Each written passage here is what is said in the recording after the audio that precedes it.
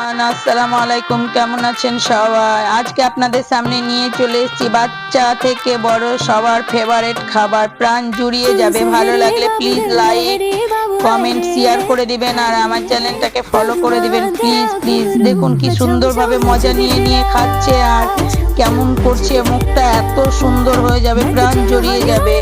আমি এখানে দুধের লাবড়ি বানাচ্ছি। দুধের লাবড়ি বানাবার জন্য 4-5টা কাজু নিয়েছি, 4টা এলাচ ও কিছুটা কিশমিশ নিয়েছি আর চিনি নিয়েছি। কাঁচের গ্লাস, এই গ্লাসগুলোতে করব। আপনারা যে সাইজে জমাবেন সেটাতে নিতে পারেন।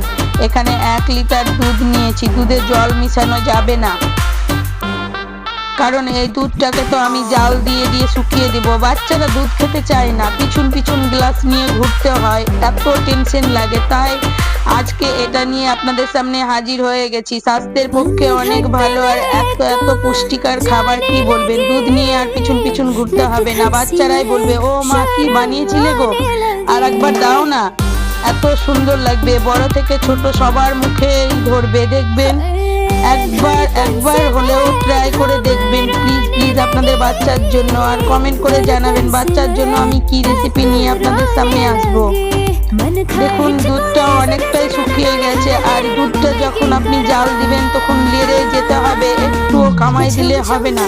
সব সময় খুন্তি বা চামচ যেটা দিয়ে লাড়বেন লেড়ে যেতে হবে। কালারটা দেখুন, দুধটা আমার 1 লিটার থেকে এখন 200-150 গ্রাম হয়ে গেছে।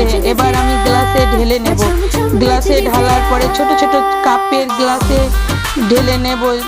গ্লাসে ঢালার পরে আমি কিছুটা ওপর থেকে কাজু কিশমিশ ছড়িয়ে দেব। আপনারা চাইলে আরো কিছু ফল অ্যাড করতে পারেন, বাচ্চারা খেয়ে নেবে। ভিডিওটা ভালো লাগলে প্লিজ লাইক করে দেবেন। এখানেই শেষ করলাম।